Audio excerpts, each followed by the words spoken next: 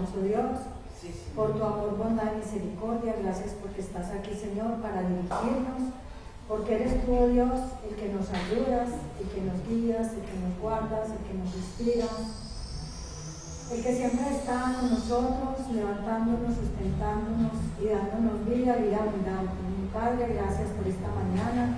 Yo bendigo a tu pueblo que viene hoy a escuchar tu palabra, porque es un pueblo dispuesto, Señor, a crecer espiritualmente, es un pueblo dispuesto a honrarte, a adorarte y a conocerte más cada día, Señor. Muchas gracias, Dios, por tu presencia. Entregamos este tiempo en tus manos. Y con acción de gracias hemos orado en el nombre de nuestro Señor Jesucristo. Amén. Pues vamos a tocar, hace 15 días hablamos de las emociones, cómo eran de importantes para la vida cristiana. Hoy vamos a mirar emociones enfermas y sentimientos que dañan nuestra vida espiritual. Miren qué tema tan interesante. Esto sí que va a ser de mucha edificación. Vamos a abrir la palabra en el libro de Proverbios 16:32. Proverbios 16:32, que nos dice: mejor es el que tarda en airarse que el fuerte, y el que se enseñorea de su espíritu que el que toma una ciudad. Entonces está refiriendo ¿a qué? A la emoción del enojo, pero es relacionado con lo que nos hace daño ciertas emociones. No que sean malas, ni que sean dañinas, sino que las podemos convertir en emociones dañinas. Veíamos cómo Dios nos ha hecho personas completas. ¿Completas qué es? Con todos los sentimientos, con las emociones y hechos a imagen de Él. ¿Qué significa imagen? Esa imagen abarca que nosotros somos personas espirituales, emocionales, intelectuales, porque esa es la imagen del Señor también. Él proyectó en nosotros esa imagen de ser personas así, con emociones. No podemos ignorar algunos aspectos de quienes somos como hombres y como mujeres, hechos a la imagen de Dios. Siempre trae consecuencias perjudiciales para nuestra relación con Dios, con otras personas y con nosotros mismos cuando ignoramos nuestras emociones. O sea, no las debemos ignorar. Hay personas que quisieran, ¿sí? ¿Por qué? Porque sufren mucho con ellas, pero sabemos que las tenemos y las tenemos que aceptar. Durante muchos años los creyentes han ignorado el componente emocional y espiritual. O sea, el hombre de por sí le da dificultad relacionar lo que son las emociones con la Biblia, con la palabra de Dios, como que no compaginan. Y nosotros hasta hace poco pensábamos lo mismo. Separamos, no, eso es psicológico, no tiene que ver nada con la Biblia, pero es que eso tiene que ver con nuestro comportamiento, muchísimo, demasiado. Es que nosotros vivimos y caminamos y estamos viviendo cada día, es que a través de las emociones, ¿sí? Ellas están presentes en todo momento, entonces ¿cómo las vamos a ignorar? Nosotros mismos tenemos que reconocer qué emociones nos están haciendo daño, no las podemos ignorar. Es como decir, poner esta comparación, nosotros tenemos que darnos tanta cuenta de que estamos mal emocionalmente en la parte espiritual, como si decimos, si conocemos una persona que no es normal totalmente, usted inmediatamente la identifica. Usted dice, esa persona o le faltan los ojos, es invidente, o esa persona es minusválida, o esa persona tiene un retardo mental, inmediatamente lo identificamos. Así deberíamos de hacer nosotros con nuestras emociones dañinas, identificarlas inmediatamente y saber que nos están perjudicando y que no nos sirven absolutamente para nada, dándoles el manejo inadecuado. Dios nos está transformando nuestro ser interno, Él está ampliando nuestro entendimiento. Nosotros tenemos que adaptarnos a la época en que vivimos, a este siglo XXI, y por ende, como ya hay más conocimiento, ya sabemos que de pronto anteriormente no se trabajaba tanto la parte emocional como se trabaja ahora, y que nos damos cuenta que es demasiado importante para nuestra vida espiritual.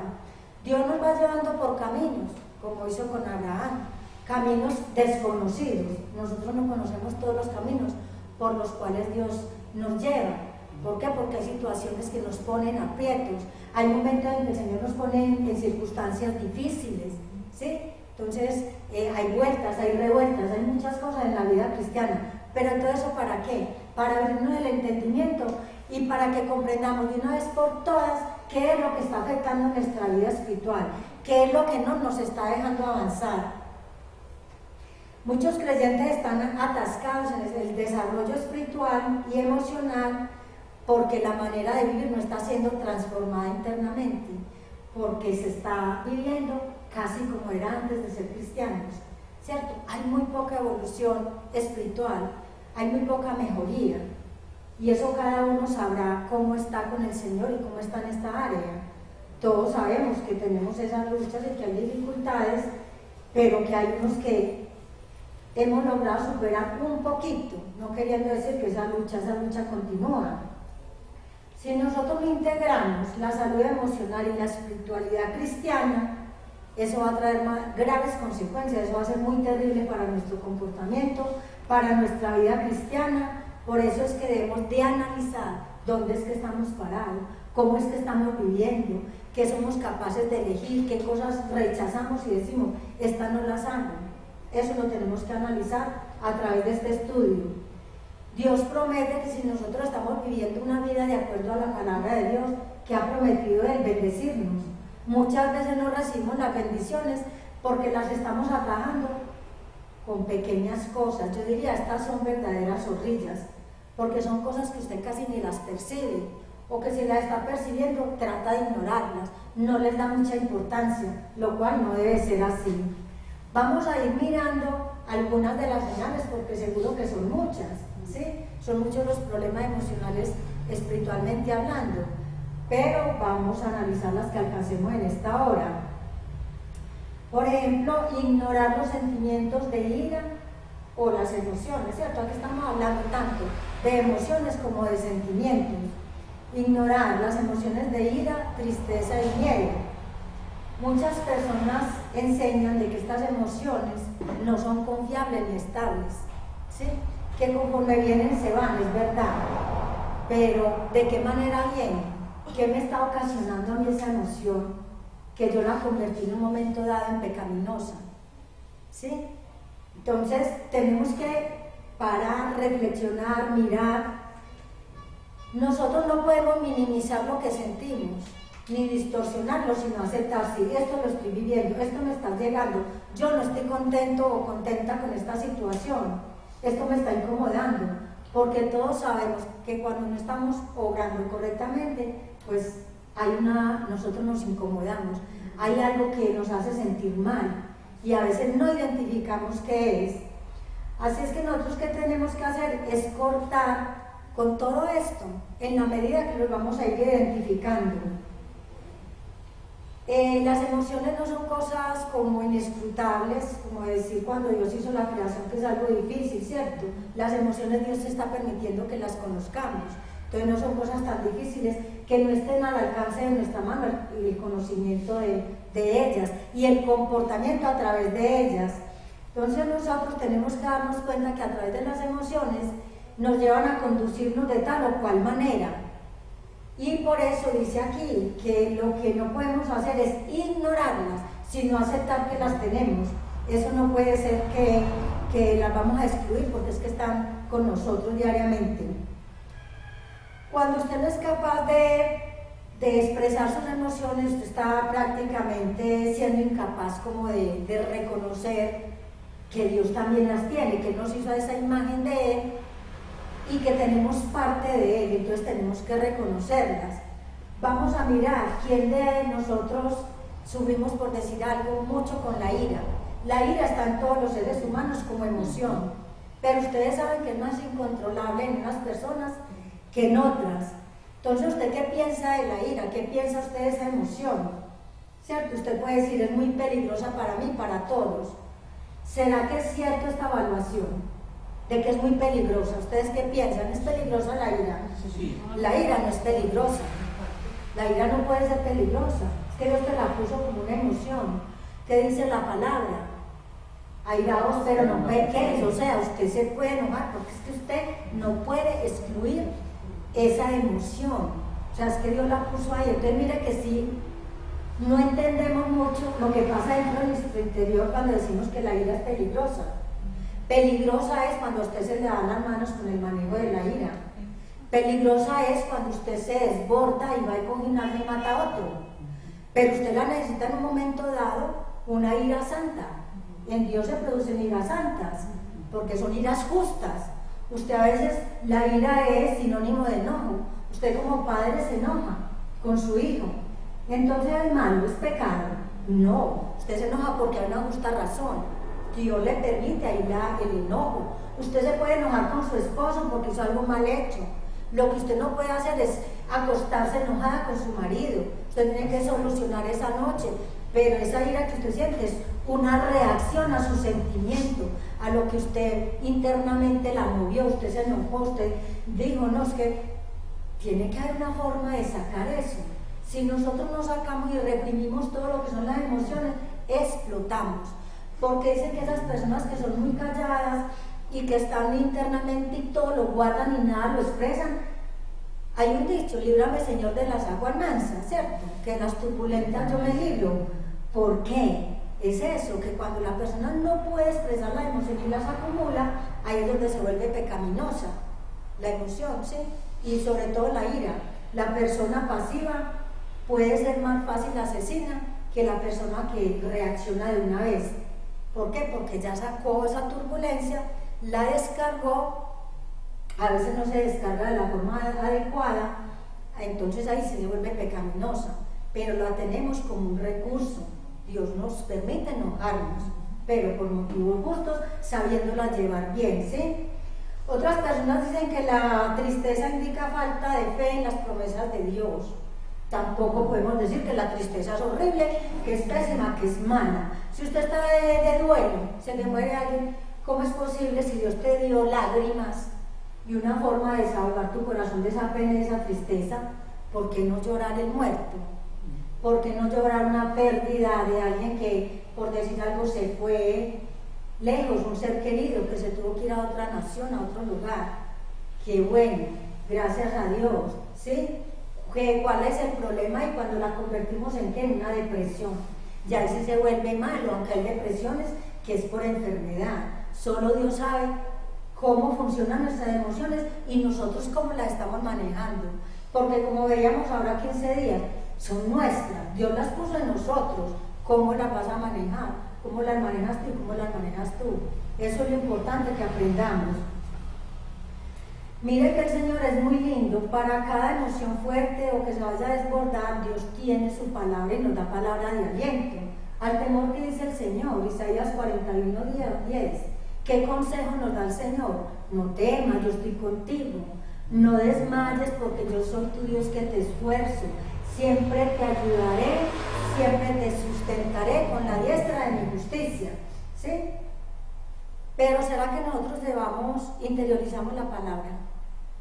Mire que muchas veces nos lo sabemos de memoria, pero cuando no la interiorizamos, cuando esa palabra no se hace rema en nosotros, es muy difícil aplicarla. Por mucho que usted trate de corregir ciertas situaciones, usted sí puede aplicar versículos. Usted dice, yo me acuerdo de este versículo y de este otro versículo, pero no lo vive.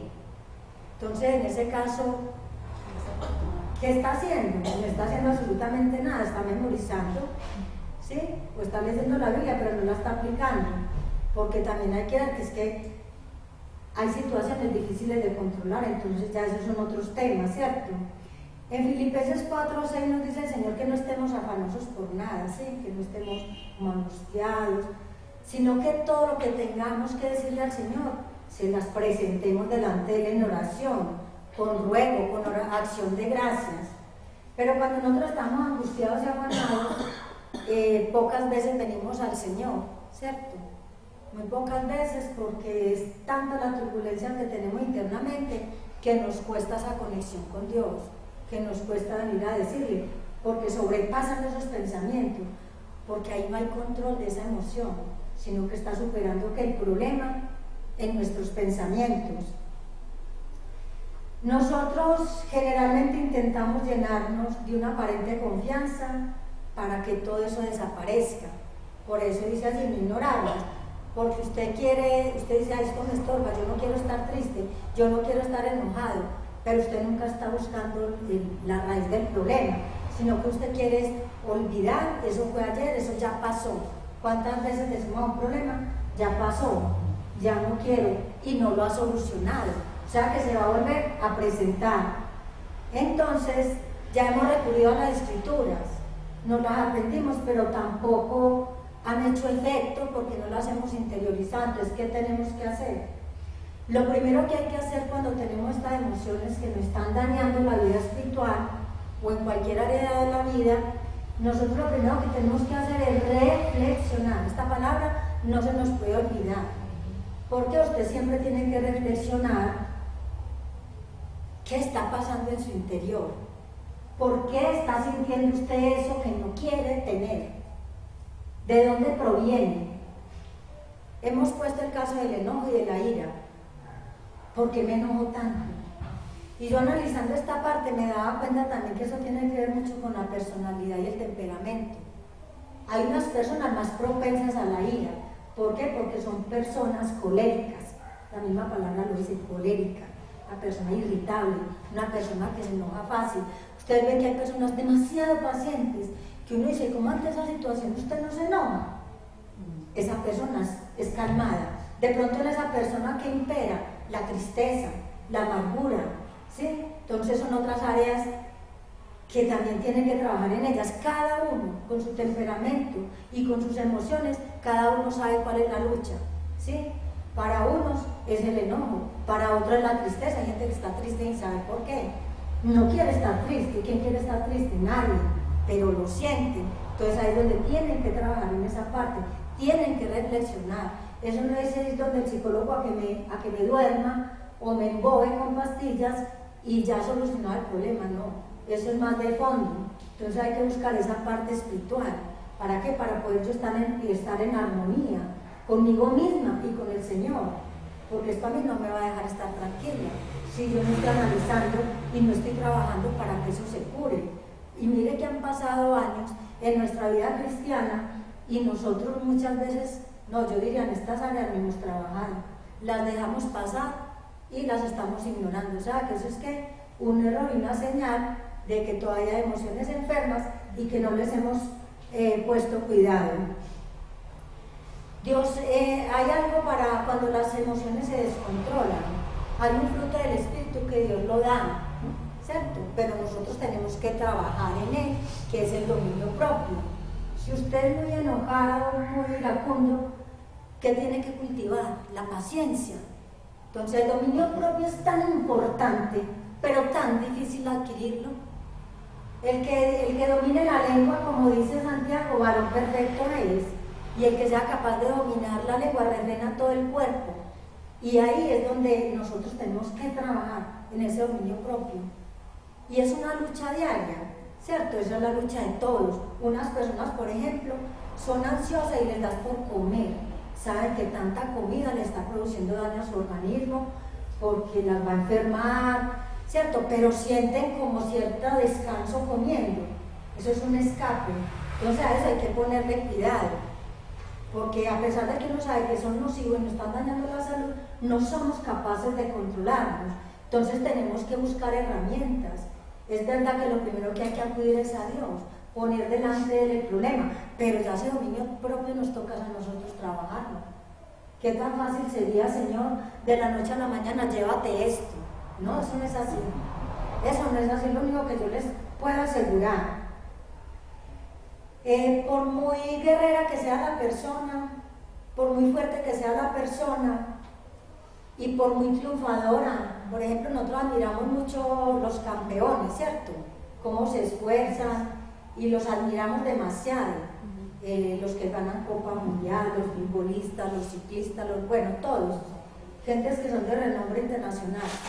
Pero, ¿qué sucede cuando uno se da cuenta de la personalidad de ellos y que no son capaces de dominar ciertas áreas? Opacan la imagen o no. Por decir algo, un Diego Armando Maradona, ¿cierto? No tenemos buena impresión de él porque es un hombre activo. ¿Qué le dio esa altivez?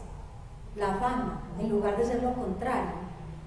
Entonces Dios no celebra ni aplaude a un hombre o a una persona espiritual fuerte en muchos aspectos, no en lo espiritual, sino en la vida cristiana, por ejemplo en el trabajo muy fuerte, pero Dios, ¿qué prefiere? Que esa persona controle, que esa persona tenga dominio propio. Dios aplaude más eso, ¿cierto? En Santiago 1, 19 y 20, en la palabra también hay muchos consejos. Dice que por esto, mis amados hermanos, todo hombre sea pronto para oír. Y mire que a nosotros nos gusta que más hablar que escuchar. Y él dice, es pronto, o sea, ponga sus oídos, no esté hablando tanto. Y a nosotros nos cuesta mucho controlar nuestra boca, nuestra lengua. Esa es una de las cosas que es supremamente difícil. Y todos los días nos pueden estar recriminando y no lo hacemos. No lo hacemos. Dice, tardos para hablar, tardo para airarse, porque el Señor también sabe de que somos muy explosivos, muy reactivos. Porque la ira del hombre no obra en la justicia de Dios. Usted puede estar muy iracundo con una persona y la ira contra esa persona, Dios no va a orar por esa ira que usted tiene. Dios es justo, solo sabe las situaciones. Entonces nada nos ganamos con esto, sino estar pendientes. ¿Cómo hago, Señor? Tomar cuáles herramientas tengo que coger, aparte de orar, aparte de obedecer, aparte de muchas cosas. Tengo esta lucha que voy a hacer, Señor. Entonces tenemos que buscar. Hay muchas herramientas que esas ya quizás sean para la próxima enseñanza. ¿Cómo vamos a ir refrenando cada una de estas situaciones difíciles? Porque ahorita estamos viendo el qué, después vamos a ver el por qué y la solución. Pero que todo también depende del amor que usted le ponga y del deseo que quiera, porque todo es costoso en la vida cristiana. Si creen que los métodos para corregir son fáciles, olvídense. En la vida cristiana todo cuesta. ¿Por qué? Porque es esa renuncia que tenemos que tener. Dice la palabra Jeremías 17:9 que engañoso es el corazón del hombre más que todas las cosas y perverso. Imagínense ustedes, si el Señor lo dice a través de su profeta, nosotros tenemos que creer que tenemos un corazón engañoso, porque muchas veces hacemos actos que después yo, ¿por qué obré así? Que su corazón lo engañó, porque usted se dejó llevar ¿de qué? De un arrebato, de una emoción, de una cosa, de algo, un acto falso, de algo que a usted lo emocionó instantáneamente, pero que después se dio cuenta de que esto la perjudicó o lo perjudicó. Entonces miren la importancia de que nosotros aprendamos este control. Vamos a mirar otro punto. Entonces vamos a dejar este primero, que es ignorar las emociones. Vamos a ver el segundo, es interpretar las escrituras a mi parecer. Como quien dice, retasear la escritura. ¿Cuántas veces hacemos esto? Vamos a ver Dios que me dice aquí, cuando abro la palabra, que mucha gente hace eso, aunque no se debe hacer, esa no es la forma. Ya sabemos que la forma de estudiar las escrituras desde el Antiguo hasta el Nuevo Testamento de una manera sistemática, ¿sí? Que yo pueda entender todo y compaginar para que no vaya a entrar en dueño, que tenga un conocimiento completo. Pero hay personas que entonces abren la Biblia, lo que les digo ahí, deje esto, deje aquello, ustedes cierran la palabra y vean y cogen otra parte que les diga algo que quieren ellos, que aliviane de pronto su carga, algo que les esté diciendo algo que ellos quieren, ¿cierto? Pero que no es lo que dice la palabra, porque la palabra la tenemos que tomar en su totalidad. Entonces, esto de interpretar las escrituras a la mano de nosotros se da mucho, por eso nos instan tanto a escudriñar las escrituras, que escudriñar es estudiar. No es leer y, no, es que yo ya entendí esto, no. ¿Qué dice el texto? ¿Qué dice el contexto? ¿Qué nos dice la historia? Sí, y hay que apelar a muchas herramientas para poder comprender la escritura, o sea que tampoco es un ejercicio sencillo. Yo diría, no puede estar toda la vida estudiando las escrituras y no comprenderla en su totalidad, porque allí también hay misterios. Dice Lucas 9:23, si alguno quiere ser mi discípulo, que se niegue a sí mismo, que lleve su cruz cada día y me siga. Cuando usted aplica este versículo al pie de la letra, muchas veces puede distorsionarlo. Si usted no ha estudiado la escritura, no se está dando cuenta que Él está queriendo hablar al Señor ahí. No sé si a ustedes les pasó cuando escucharon este versículo lo que me pasó a mí. Me pareció tan difícil. Sí, negarme, llevar la cruz. ¿Cuántas veces hemos interpretado de llevar la cruz? Es que Dios quiere sufrimiento para mi vida. Dios no quiere que yo esté gozoso ni celebre nada.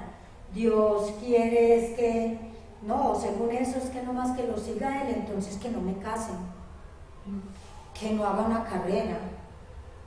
O sea, los planes que yo tengo como hombre, según este versículo, entonces el Señor me está mutilando todos esos planes, los está cortando. Eso es una mala interpretación.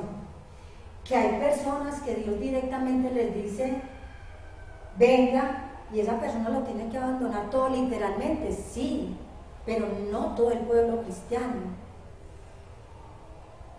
Hay que saber interpretar aquí de que Dios nos da facultades, nos da aptitudes. ¿Para qué? Para nosotros aprender. Él a nadie le quita que estudie. Y hemos oído preguntas, entonces ¿será que el Señor quiere que yo no haga mi carrera o que la corte o que no siga estudiando? Yo digo, qué cosa tan absurda.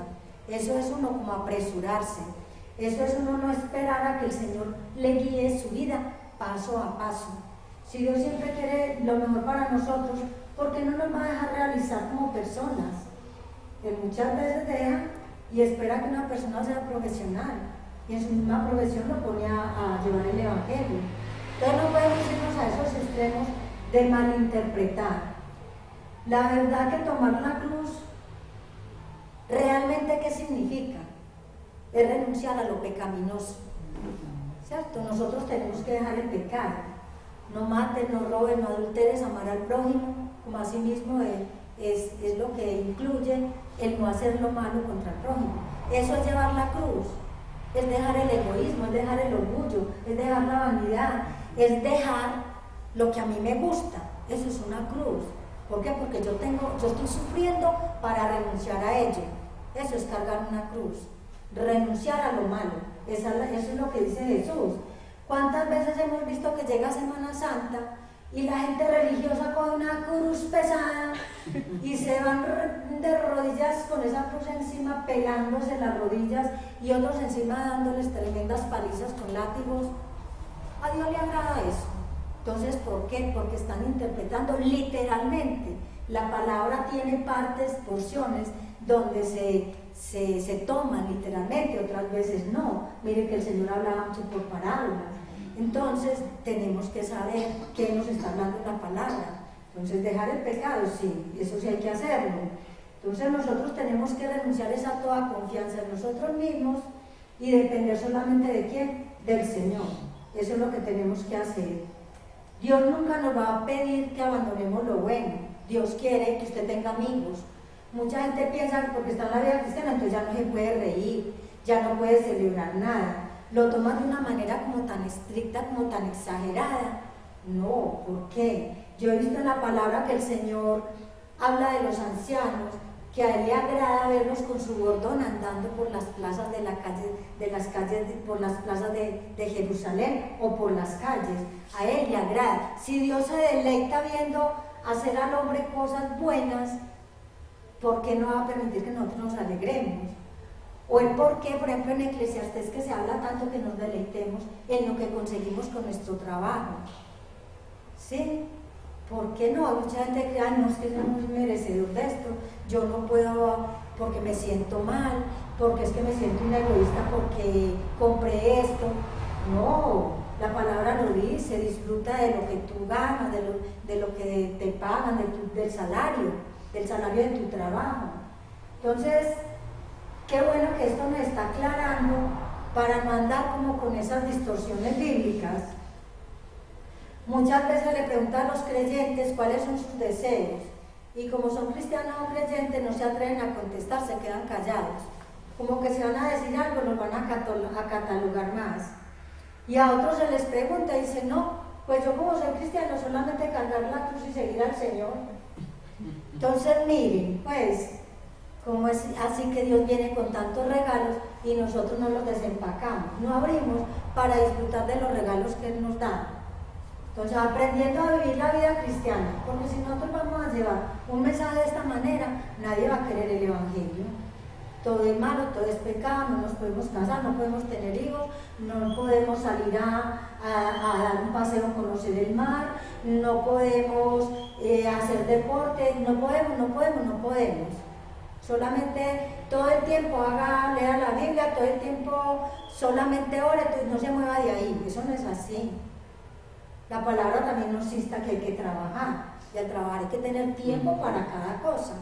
Mire que es que necesitamos tener mucha claridad de lo que la Escritura nos habla. Hay tiempo para todo, entonces no podemos distorsionar así. La verdadera intención de nuestro Dios es que nuestro ser más profundo y verdadero, que Él creó, alcance libremente su plenitud mientras lo seguimos. Dios quiere que disfrutemos todo sanamente mientras seguimos que en la obra, seguimos trabajando para Él, nos seguimos instruyendo. Es que una cosa va viniendo con la otra, o sea, no nos podemos sesgar, ¿cierto? Como dijeron los de Tesalónica, ya no trabajamos más porque ya viene el Señor, y ese ya han pasado más de 2000 años y no ha llegado el Señor, y ellos ya no querían trabajar. ¿Por qué? Porque malinterpretaron las Escrituras. No hay que trabajar para que si ya viene el Señor. ¿Cuánta gente dice, pues, y si ya se va a acabar el mundo, entonces yo para qué estudio? Lo he escuchado. Sí, yo ya para qué nada, entonces ya me entrego a morir de una vez. Pues todos sabemos que nos vamos a morir, entonces entonces ya, listo, no hagamos nada. Entonces no podemos caer como en esos extremos. Vamos a mirar otro punto, vivir una vida doble, o sea, vivir una vida secular y otra vida consagrada al Señor. Esto sí que no se puede hacer. Los seres humanos tenemos esa capacidad de vivir doble vidas. ¿Cuántos hombres casados, muchos años con una mujer, tienen otra y la mujer ni siquiera se da cuenta? Y ese hombre es capaz de llevar esa doble vida. Esos somos los seres humanos. En la vida cristiana igualmente podemos ponernos caretas. ¿Y eso qué quiere decir? Ser hipócrita, ¿cierto? ¿Por qué? Vamos a poner un ejemplo. Llega a la congregación o a la reunión de la iglesia un hombre, viene en su carro, se baja, escucha la palabra de Dios, hace todo lo que se debe hacer y el hombre feliz. Usted lo ve, el hombre más espiritual. Y sale, por allí le tocan un pito con una bocina bien fuerte y se baja del carro y reta al otro a muerte. O sea, ¿se le sale qué? Todo. El indio, la tribu y ¿qué más? El cacique. Y el cacique. Entonces miren ustedes, ¿cómo es posible aquí de una manera y en la calle de otra? O una esposa que va hacia su esposo y le dice, usted es un hombre que no da ejemplo, es un hombre que espiritualmente no está guiando a los hijos, y se lo dice de una manera bien grotesca. El hombre sale con el ánimo por el piso, porque sale defraudado, sale muy triste, y ella cree que cumplió su deber como cristiana. Ay, siquiera ya me saqué este taco que tenía de encima. Cierto, está bien que el Señor nos manda a confrontar y que el Señor nos manda a que hablemos lo que nos molesta de nuestros esposos, pero no aplastarlo con insultos ni hacerlo sentir de esa manera, sino poder decir las cosas como son. Entonces, miren que cuántas personas también pueden llegar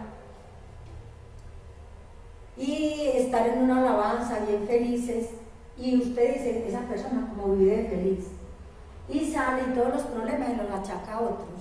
No quiere cargar con sus propios problemas, sino que está culpando. No, es que yo sufro mucho porque tal cosa. No, es que yo mantengo una aflicción porque me la causa. Entonces, pues, y en la iglesia demuestra otra cosa. Nosotros no podemos seguir así. Y lo peor es que estamos dando tan mala imagen que esto ya todo el mundo se está dando cuenta. Al pueblo cristiano, entre nosotros mismos la estamos criticando. Cuánto más la gente y el pueblo secular, cuánto más están poniendo los ojos en nosotros para decir que nosotros estamos adoptando estilos de vida egocéntricos, y estamos dando pie a eso, porque estamos viendo hombres pastores con relojes supremamente costosos, vehículos super costosos, y en su forma de hablar, todo eso es tentación, ¿sí? hablan de su ropa que es de marca, hablan que si van a llevar la palabra tienen que ser en un hotel de 5 estrellas. Entonces, ¿qué están mostrando? ¿A dónde está el amor por el Señor? Ahí están mostrando es que pura ostentación. Estamos mostrando que somos materialistas, individualistas y sexualmente inmorales, como el mundo lo está haciendo. Esa es la imagen que estamos proyectando. Estamos escuchando, y eso nos asombra bastante, cómo tantos líderes están hablando del divorcio como si nada fuera. Como si nada fuera. No, es que yo me voy a divorciar. Sobre todo, esto se está dando mucho entre la gente joven, claro, entre los adultos también, pero se está dando más entre los jóvenes. Entonces están tomando la palabra de Dios, pues, irreverentemente, con ningún respeto. ¿Por qué? Porque no se quiere obedecer. Como si la palabra dice que el Señor aborrece el divorcio, que no quiere, que no está de acuerdo con el divorcio. Yo entonces, ya conociendo la palabra, no digo yo nada antes de conocer a Cristo, ya pasó algo, ya pasó, pero conociendo a Cristo. ¿Sí? Entonces estamos viviendo igual que el impío. Entonces, ¿cómo vamos a atraer la gente? ¿Cómo la vamos a conquistar? Si lo que conquista es ¿qué? El testimonio, el ejemplo, el cambio de vida. Pero si yo estoy viviendo igual a los del mundo, yo no estoy impactando, yo no estoy cumpliendo con esa labor que es verdaderamente llevar el evangelio como se debe llevar, con testimonio. Tristemente también hay miembros de las iglesias que golpean a las esposas. Todavía se ve eso, sino que es que muchas mujeres se quedan calladas por vergüenza, ¿sí? Para que no señalen a sus maridos. Pero eso también sucede, golpes van, golpes vienen, sobre todo en los países machistas, se ve bastante. Y por ejemplo, hombres de negocios, buscando contadores para que le hagan la trampa, para que le quiten impuestos. ¿Y usted es cristiano? También yo diría hay mucho desconocimiento de la palabra, pero generalmente la palabra dice, dar a Dios lo que es de Dios y al César lo que es del César. Pero entonces nosotros conociendo todo esto, nos hacemos los locos, ¿sí? Como que le damos la espalda, pero no le damos importancia. Seguimos haciendo lo que a nosotros nos parece.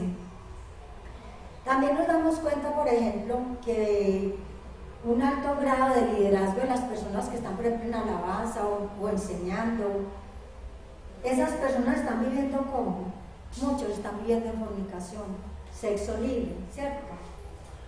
Y como si nada fuera, si la palabra no dice fornicar es pecado.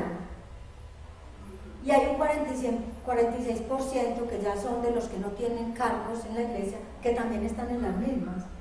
Cantidad de parejas en las iglesias que están sin casarse. Y entonces, si la palabra nos dice que si a nosotros nos coge la muerte en pecado, ¿qué va a pasar? No estamos haciendo caso a la palabra de Dios, no nos está atemorizando nada, es como si no lo estuviéramos creyendo. O sea, todo esto hay que ponerle cuidado, nosotros no podemos seguir de esta manera. Si nosotros seguimos dando ese mal testimonio y viviendo de cualquier manera, nuestra vida espiritual va a ser una vida muy apagada. No va a existir el gozo en nuestros corazones, porque con ese comportamiento aparentemente no es pecado, ¿cierto?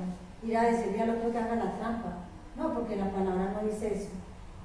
Y es porque la gente no conoce los principios que nosotros tenemos que respetar. Estamos tan ciegos que el mundo se da cuenta, pero nosotros tenemos tan poco discernimiento para no darnos cuenta de qué es lo que está pasando dentro de las iglesias. No nos damos cuenta o nos hacemos los locos, los indiferentes, los que no pasa nada, y no puede ser así. Vamos a mirar otro punto que también es un error, trabajar en la obra de Dios en lugar de estar con Él. Y venimos de esa cultura donde nosotros estamos en un acelere por trabajar. Eso se nos ha contaminado, ¿cierto? Nos ha contagiado. No, es que hay que trabajar mucho. Y todos estamos como en esos afanes y trabajemos, tenemos que conseguir y nos hacemos muchas metas y muchos planes. Y esto es bueno en la obra de Dios. No vamos a decir que si alguien quiere trabajar en la obra de Dios va a ser malo. Pero usted ¿cómo va a trabajar en la obra de Dios si usted no está preparado? Si usted está con tantos problemas emocionalmente, espirituales. si está dañado emocionalmente, ¿usted para qué va a trabajar?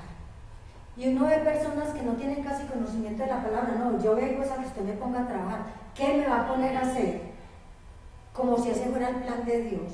¿Será que el plan de Dios es solamente que trabajemos y trabajemos la obra de Él? Traigamos personas, enseñemos, hagamos todo lo que es ritualista, ¿sí? Como decir la danza, la oración, todo lo que es lo espiritual. Y que nos olvidemos de ese crecimiento interno. Dios no quiere eso. O sea, nosotros somos siervos de Dios, mas no los trabajadores ni asalariados de Dios. Porque yo no veo que Dios diga, lo contrato y usted me tiene que cumplir este horario, yo le voy a pagar tanto de salario. ¿Cierto que no? Usted no se puede considerar empleado de Dios.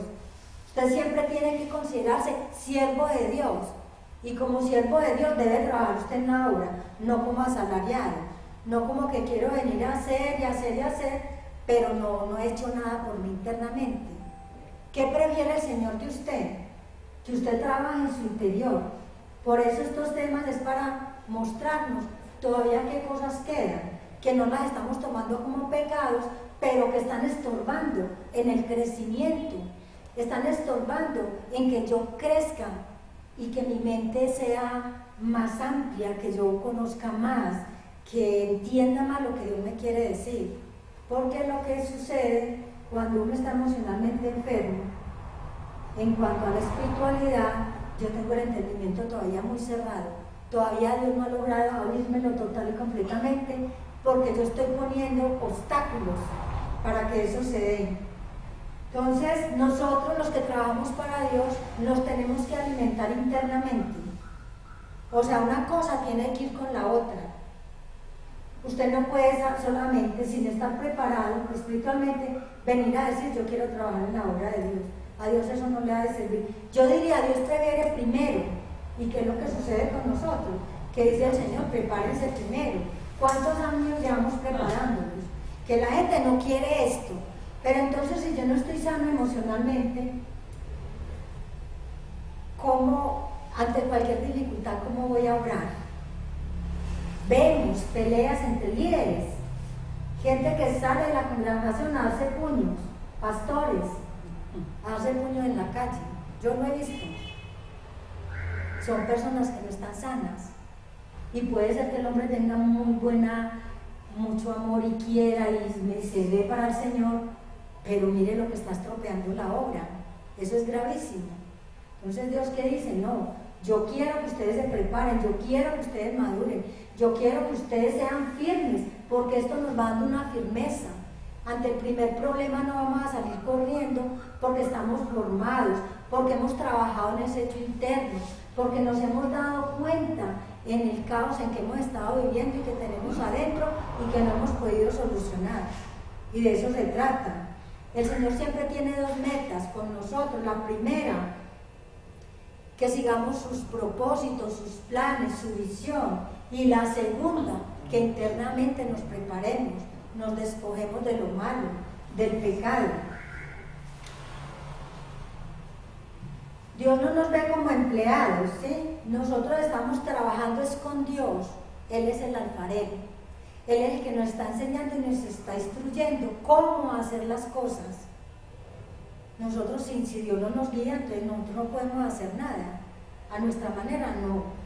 Es a la manera del Señor. Nosotros tenemos que aprender cada día esas lecciones con el buen alfarero, que es el que verdaderamente sabe para dónde nos lleva.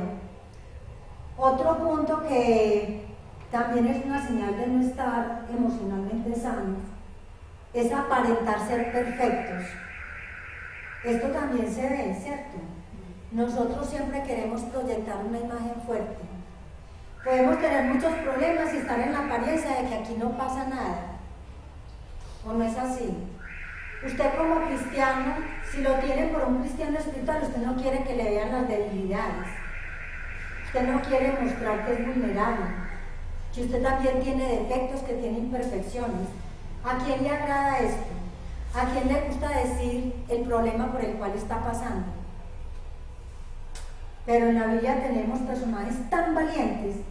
Tenemos un David, ustedes saben, un hombre muy querido por Dios, y que la palabra lo dice, un hombre conforme al corazón de Dios, como él también, cuál era su debilidad, ¿sí? La lujuria, la concupiscencia, y él pecó por esto, y él cometió adulterio. Pero este hombre no se quedó ahí, ¿cierto? El hombre se arrepintió porque él se dio cuenta de que él había ofendido a Dios gravemente. Y él, como amaba tanto a Dios, él no quería sentirse mal con el Señor. Pero no solo eso hizo, él compuso salmos, ¿sí? Sobre su situación, con pelos y señales, cómo su corazón se sintió tan triste, cómo estaba de mal, cómo él tenía esa carga. O sea, y él sabía que estos libros, el libro de los Salmos, eso era para generaciones, o sea, todavía lo leemos, ¿cuántos años han pasado? Y la gente conoce la historia de David. Él no tuvo temor de que supieran la debilidad que él tuvo, el pecado tan grande. Todo lo contrario, él convirtió esta falla contra el Señor en una fortaleza, porque después de que él se arrepiente, ya coloca un salmo del cual muchas personas, cuando hemos pecado, ¿qué hacemos? Ay, leámonos el Salmo 51. Entonces nos estamos identificando con un personaje bíblico que fue muy querido por el Señor y que nosotros estamos fallando, igual que David. Entonces tenemos que tener como sí, el coraje y no aparentar siempre que no pasa nada, de que no tenemos problemas, sino de que todos, y cuando usted se muestra vulnerable, la gente es más, se da más, la gente también puede entrar en más confianza y decir, ayúdeme con esto porque yo también tengo este problema, yo también tengo mis fallas y me da mucho miedo confesarlas o decirlas.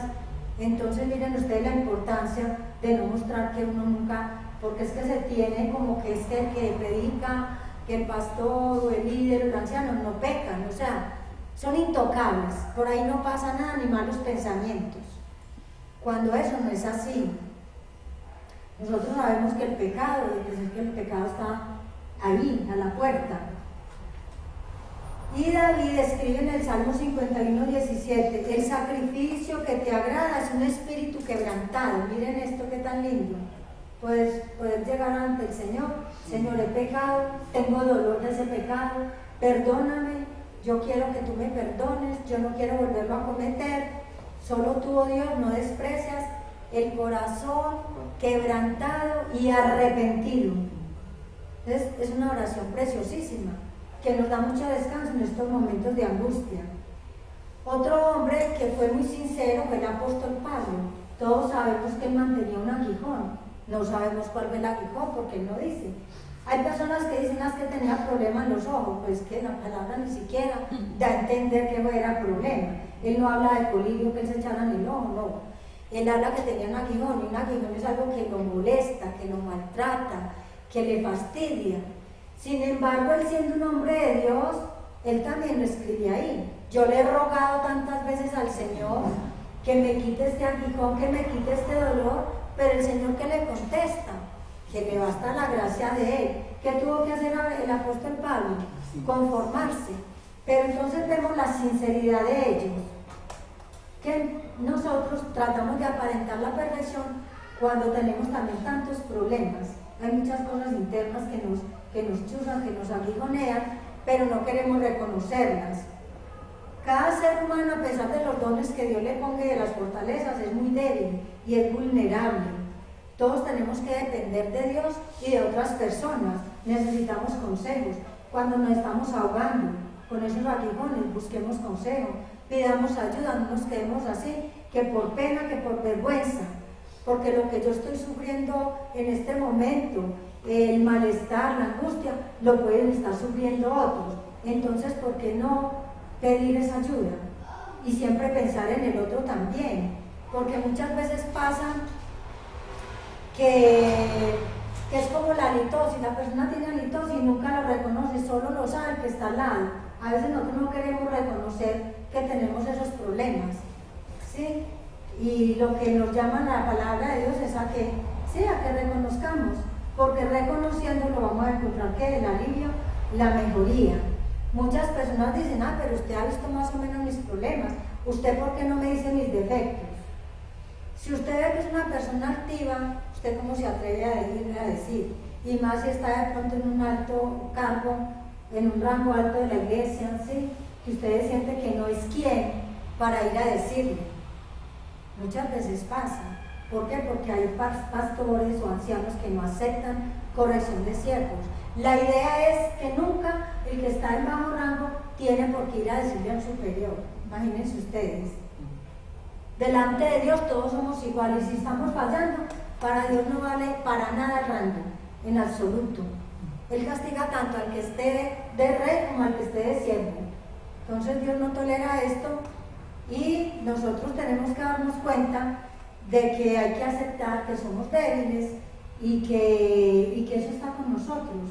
Y que si hay personas que vienen a decirnos, pues no debemos molestarnos. Por lo general nos molestamos. Yo no he visto que a ninguno, si sea nosotros, o vamos a decirle a otro algo que para que le hemos visto, que nos parece negativo, le alegre y le diga, ay hermanita, muchas gracias. ¿Cierto que no? Todos componemos la cara, todos. ¿Por qué? Porque todavía hay mucho egoísmo en nosotros, porque nos creemos perfectos y que no fallamos en nada. Entonces aquí tenemos que dar apertura a que nuestros hermanos antes nos están haciendo un favor. Nosotros tenemos que agradecer que las cosas que nosotros queremos ignorar, otro que las está viendo tan palpable y que nos va a dañar nuestra vida espiritual y nuestra comunión con Dios, qué bueno. Yo les agradezco a las hermanas que han venido a hacerme correcciones y ellas saben que yo les he dicho muchas gracias. Y trato de tomar el consejo y de corregir lo que ven en mí, porque todos fallamos. Bueno, otra cuestión es cuando estamos con esos sentimientos de culpabilidad, esto también nos daña emocionalmente, ¿sí? Y eso sí que lo cargamos. Yo soy una persona que carga mucha culpa. ¿Por qué? No sé. Hay personas que son muy relajadas, muy tranquilas, ni les va ni les viene. Pero otras personas, no sé si desde nuestra infancia, nos hicieron ver las cosas o la responsabilidad a tal grado que si como niños no cumplíamos labores como de adulto, ya venía una culpa, por culpa suya, y eso es muy difícil de erradicar, porque es que eso viene allá como un chip muy bien colocado en nosotros, y eso nosotros no tenemos por qué cargarlos. ¿Qué es un sentimiento de culpa? Es esa vocecita de su conciencia que le está diciendo a usted que hizo algo malo. Por cualquier insignificancia usted está sintiéndose culpable. Usted está diciendo, estoy obrando mal, no me siento contento, ¿qué tengo que hacer? Y es una incomodidad constante. Y sin embargo usted no encuentra algo así como una razón, sino que es una culpabilidad, con lo cual usted se siente incómodo en todo momento. Muchas personas con el sentimiento de culpa se vuelven hipersensibles que nos hacen dañar nuestra vida espiritual, nos hacen tener sentimientos malos y creencias erróneas. Pongamos un caso. Una persona, un muchacho con muchos sentimientos de culpabilidad. Y él, en la vida cristiana, él a toda hora quería hacer más porque nunca estaba bien. Él pensaba que Dios no estaba agradado con lo que él estaba haciendo y él se volvió prácticamente un tirano de sí mismo. Pero ¿a qué punto llegó? Llegó tanto la crisis y se sintió tan mal porque eso enferma, estarse culpando tanto, y más cuando es una culpa falsa, que el muchacho terminó por no creer en nada, salir e irse a la congregación y decir que todo era fruto de su mente. Llegó a esa conclusión. Entonces miren qué gravedad es esto. No sé cuántas personas de aquí carguen con esas culpas. Es muy difícil uno soltar la culpa, pero tenemos que hacerlo. Solamente hay una culpabilidad que Dios avala, que esa es la verdadera, perdón.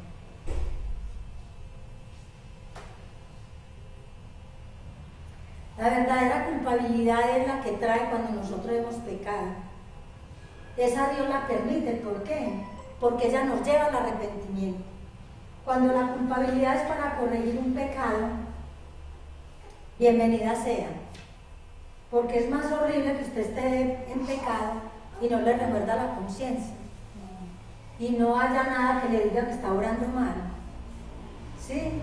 Ahí que está sucediendo, usted está cauterizando su conciencia, se está cerrando a todo y ahí se está obrando muy mal. Entonces la culpabilidad todos hemos oído y nos han hablado mucho de ella, que hay dos, ¿cierto? La falsa y la verdadera. Dios avala la verdadera porque esa nos está motivando a decirle al Señor que nos perdone.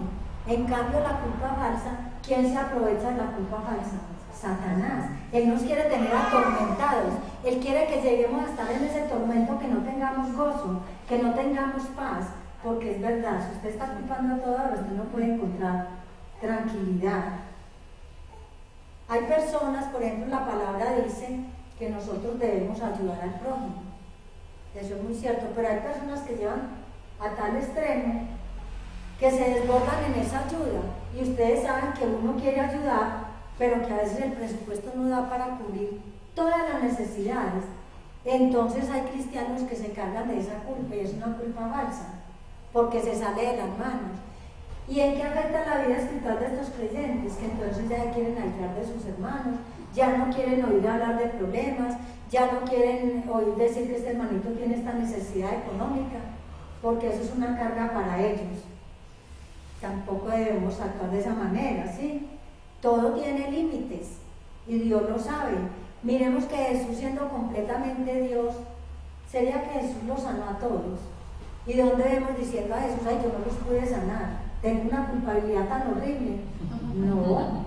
Él tuvo un lugar donde él fue, dijo que no hubo fe, que ahora no pudo hacer ningún milagro. Siendo Dios y cargó culpabilidad, no. Nosotros también tenemos esos límites. Él no resucitó a todos los muertos. No lo hizo. Él tampoco le dio comida a todos los hambrientos. Ellos llevaban una bolsita y le ayudaban a los que se encontraban, pero él no fue ni dijo, vamos a colocar una casa de beneficencia. Tampoco vi que en Jerusalén Jesús tuviera una casa, ¿sí? Una fundación para pobres. No. Entonces tenemos que dejar esa culpabilidad. Y cuánto alivio sentimos escuchando esta palabra. Y otro problema es que las personas que sufren trastornos emocionales sí que cargan culpas. Y nosotros sabemos cuáles son los trastornos emocionales, ¿sí? Aquí hemos vivido personas. ¿Y a qué los lleva o a qué las lleva? A la baja autoestima, imagínense ustedes. Por eso en esas personas es tan grave esa falsa culpa, todavía les acaba de dañar más sus emociones, ¿sí? Porque ellos se sienten como reprobados por Dios, se sienten rechazados por la iglesia, una baja autoestima muy horrible. Y todo eso viene porque por los sentimientos de culpa. Miren ustedes, un pecado, una cosa conlleva a la otra. Nosotros no tenemos entonces por qué llevar las pesadas cargas de todo el mundo, cada uno llevará su carga y dentro de lo posible, porque también dice la palabra, si viene alguien con hambre y uno sabe que no tiene, yo tengo forma de ayudarle, yo no le digo, no, yo hermanito voy a orar para que el Señor le cubra la necesidad, sabiendo que Dios me lo mandó para que yo le pueda ayudar a él a suplir esa necesidad y esa carga. Entonces tampoco podemos ser egoístas o obrar de esa manera. Nos damos cuenta que la palabra nos lleva a que tenemos que guardar ese equilibrio, a no sesgarnos porque entonces nos vamos a enfermar. Y este último punto es negar el choque que el pasado produce en el presente. Negar el choque. Vamos a ver qué significa esto. Muchas personas pueden llegar a pensar que por leer la Biblia, que por orar mucho, que entregarse, por ejemplo, a la visita a los enfermos, de los reclusos, de cumplir con muchas obras de caridad, ya estamos emocionalmente sanos. ¿Y esto qué sucede? Nos estamos engañando. Nosotros tenemos que admitir, y yo sé que todos los presentes estamos admitiendo que debajo de nosotros hay unas capas superficiales, hay cosas que tenemos que sacar, que no estamos todos sanos. En alguno de tantos puntos nos hemos dado cuenta en que estamos fallando. en que estamos enfermos emocionalmente. Nosotros cuando llegamos a Jesús, entregamos todo. Nosotros le decimos, te recibimos, Señor, en el corazón, queremos cambiar de vida, recibir una nueva vida, como lo dijo Jesucristo a Nicodemo en Juan 3:3 del Evangelio de San Juan, que le dijo que hay que nacer de nuevo. Nosotros llegamos y sí, hacemos una oración y ya creemos que ya nacimos de nuevo. Nos hemos dado cuenta que no es así. No es así. Mire lo que dice en 2 Corintios 5:17. De modo que si alguno está en Cristo, nueva criatura es. Las cosas viejas pasaron y aquí todas son hechas nuevas.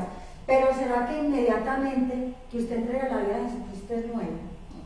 ¿Cierto que no? Yo diría que antes ahí es donde comienza la lucha. Ahí es donde comienzan las dificultades. Es verdad que Él perdona nuestros pecados.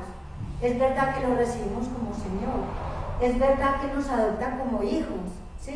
Que no es ese juez severo, ya lo vemos que como un padre, ya nos sentimos como hijos de Él. Pero la lucha no termina ahí.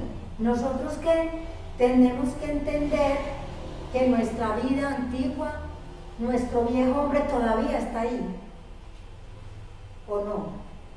O todos los pensamientos de ustedes diariamente son muy puros,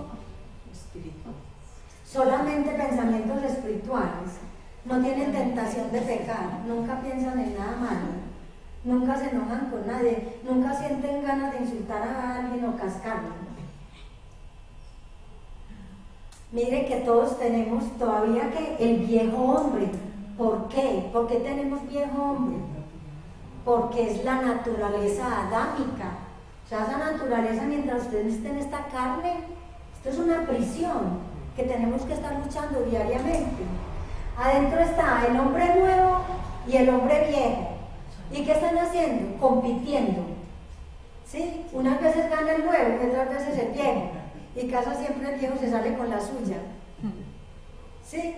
¿Por qué? Porque ya hay un comportamiento carnal. Cuando domina el hombre viejo ya es un comportamiento carnal. ¿A qué nos insta la palabra? Que tenemos que dejar, ¿cierto? Las cosas viejas ya pasaron. En nosotros están pasando. Pablo decía, ya pasaron. Pero ¿cuántas luchas habían también en ese pueblo de Corintio cuando él le estaba dando esa palabra? Sí, las cosas viejas en muchas personas todavía siguen. Y él mismo lo reconocía, habían que personas carnales. Y es porque lo que dice en Gálatas 5:17 se cumple. El deseo de la carne es contra el espíritu y el del espíritu es contra la carne. Y estos se están oponiendo entre sí para que no hagan lo que queramos. Entonces, ¿qué tenemos que hacer? Nosotros sabemos que vivimos en esa lucha y que no nos podemos dejar dominar de ese viejo hombre. Y vamos a volver a citar a Pablo. ¿Quién va a creer que Pablo tenía luchas espirituales? Tremendo apóstol que ha pasado por tantas cosas, por naufragios, por ayunos, persecuciones, golpes, insultos, cárceles, de todo. Y sin embargo tenía una lucha con la cárcel, y él lo dejó escrito, con la carne, perdón. Él decía, no hago lo que yo quiero, sino lo que no quiero. Yo hago el mal que está en mí, el pecado que está en mí. Él lo reconocía, todavía estaba en él. Y miren ustedes él cómo hablaba de santidad. Constantemente él nos hablaba de santidad, o nos habla en la palabra. Terminaba diciendo, como si estuviera derrotado, miserable de mí. ¿Quién me podrá librar de esta carne pecaminosa? O sea, de esta carne.